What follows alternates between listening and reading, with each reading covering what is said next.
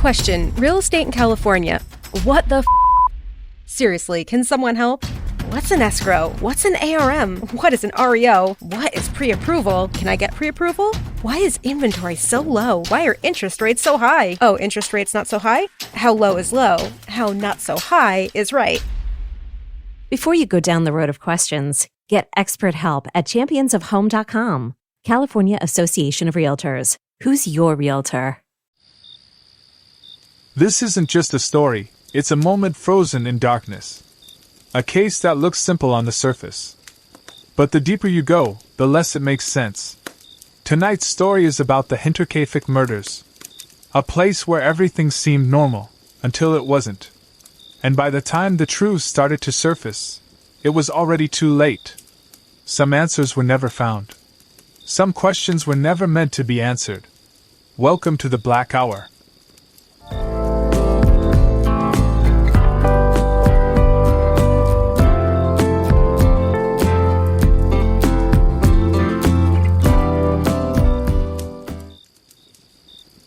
If you drove through rural Germany in the early 1920s, you'd pass quiet fields that seemed to stretch forever, broken only by the occasional farmhouse. One of those places was Hinterkaifeck, a small, isolated farm sitting alone between patches of forest and farmland. It wasn't the kind of place people visited by accident. You had to know it was there. The family living on that farm kept mostly to themselves. Andreas Gruber, the head of the household, was known as a strict and private man. With him lived his wife, their widowed daughter Victoria, her 2 children, and a maid who had only recently started working there. From the outside, everything looked normal enough, but the isolation of the farm gave it a strange kind of silence, like the world just forgot about it.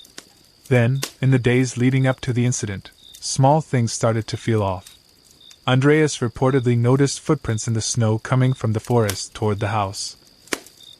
What made it unsettling wasn't just that someone had been there. It was that there were no tracks leading back. It was as if whoever came to the farm had decided to stay. Around the same time, there were other odd details. Unfamiliar sounds were heard coming from the attic, like someone moving around above them when no one should have been there.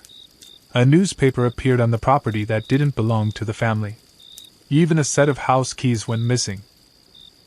None of these things, on their own, seemed like proof of anything. But together, they painted a picture that didn't sit right. Despite all of this, life on the farm didn't stop. Question: real estate in California. What the f? Seriously, can someone help?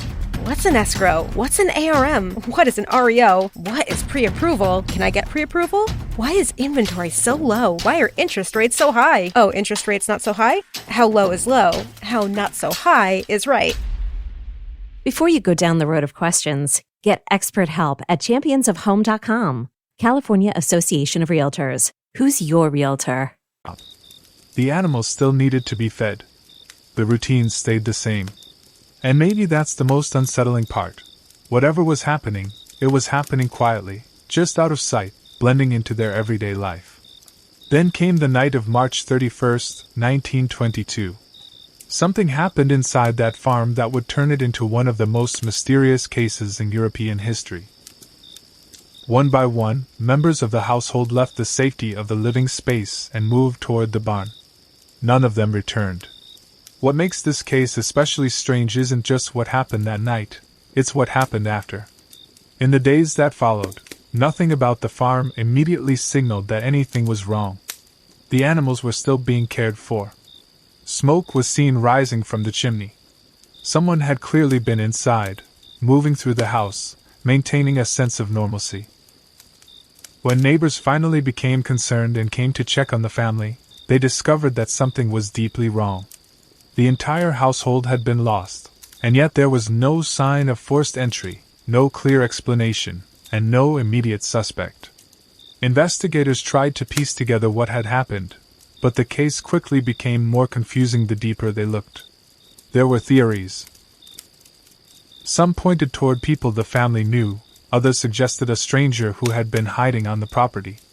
The idea that someone could have been living in the attic, watching, waiting, and moving silently through the house both before and after the incident became one of the most chilling possibilities. Over the years, countless suspects were considered. Some were dismissed due to lack of evidence. Others remained possibilities, but nothing could ever be proven. The case slowly turned cold, and eventually it became something else entirely, a mystery that people couldn't stop thinking about. Even now, more than a century later, the Hinterkaifeck farm no longer exists, but the story refuses to disappear. It's remembered not just because it was unsolved, but because of how unsettling it feels. The idea that someone might have been there the whole time, hidden in plain sight, is what keeps this case alive in people's minds. And maybe that's the real reason this story still gets told.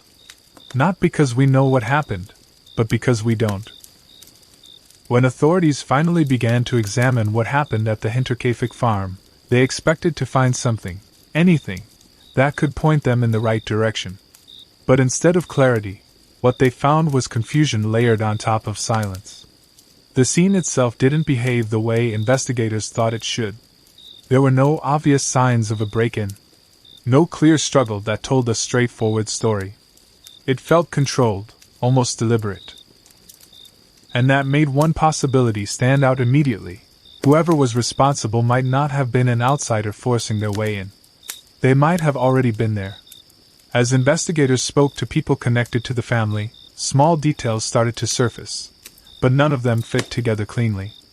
Neighbors described the Grubers as private and somewhat distant. There were rumors about tensions within the family and whispers of past conflicts, but nothing that clearly explained what had happened. One of the earliest and most discussed suspects was a man connected to Victoria, the daughter of the family.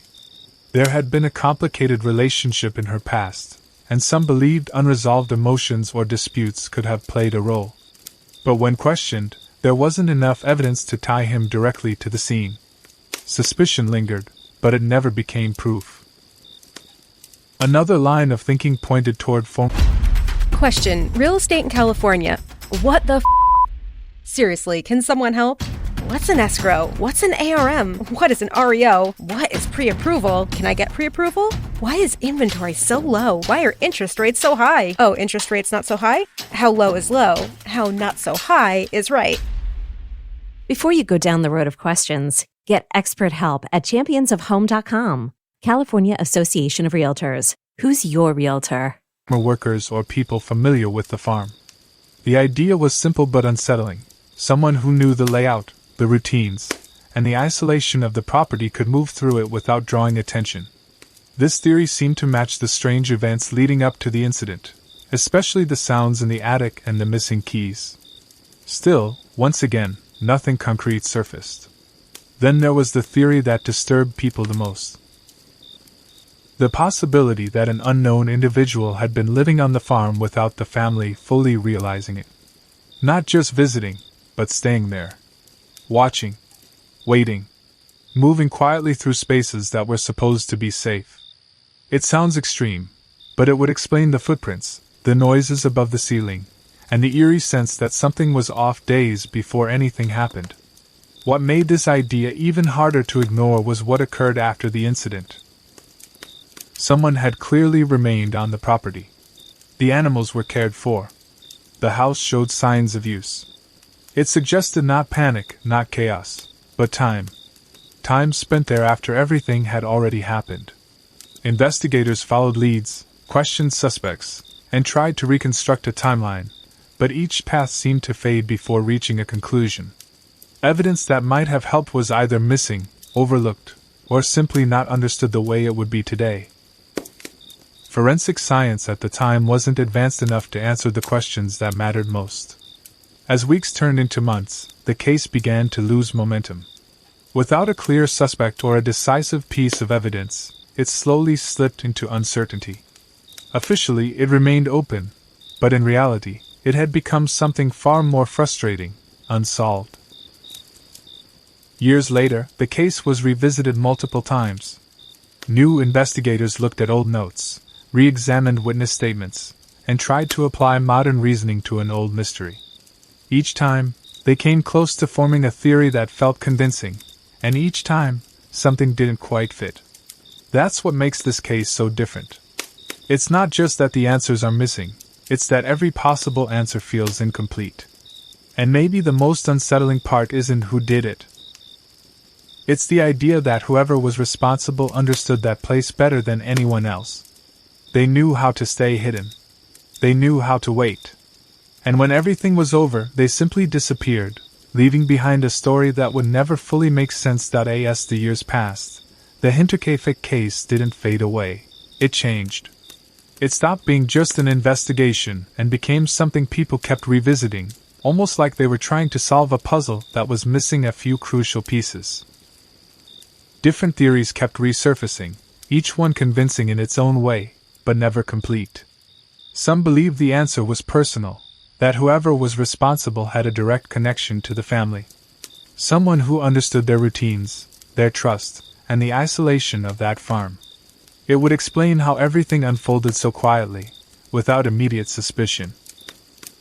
Others leaned toward the idea of someone more distant, someone who had observed the farm from the outside long enough to learn its patterns. That theory tied back to the strange details before the incident, the footprints, the noises, the missing keys. It painted a picture of patience, of someone slowly becoming familiar with a place before making a move. But no matter which theory people focused on, they all ran into the same problem. There was always a gap. A moment that couldn't be explained. A detail that didn't fit. It was like the truth was just out of reach, visible for a second and then gone again. Years later, investigators even tried to identify a likely suspect using newer methods and old records. At one point, a name was suggested with a surprising level of confidence, but there was never enough evidence to officially close the case. Without proof, it remained just another theory, one more possibility added to a growing list. Eventually, the farm itself was torn down. The physical place where everything happened disappeared, as if removing it might bring some kind of closure. But it didn't. If anything, it made the story feel even more distant, like something that slipped out of reality and into legend. Today, what remains isn't evidence or answers, it's the feeling the case leaves behind. The quiet unease of a place that seemed normal on the surface, but wasn't. The idea that something could be wrong for days, and no one fully understands it until it's too late. And maybe that's why this story still sticks with people. Not because it's loud or dramatic, but because of how quiet it is. How ordinary everything looks, until you start noticing the details. A set of footprints that don't return. A sound from a place that should be empty. A home that doesn't feel empty when it should. The Hinterkaifeck case doesn't end with an answer. It ends with a question that's never been resolved. Not who did it, but how they were able to be there, without ever truly being seen. If you plan to use this for your episode, this ending hits best with a slow fade out. No music at first, then a subtle, eerie tone creeping in. And yeah, this one stays with you. And that's where this story leaves us, in the silence. No final answer. No clean ending. Just pieces of a story that never fully came together. The Hinterkaifeck Murders remain one of those cases where the truth feels close, but never close enough to hold. Maybe some stories aren't meant to be solved. Maybe they're meant to stay with us, unanswered. Thank you for stepping into the Black Hour. Until next time, stay aware of the darkness in the details.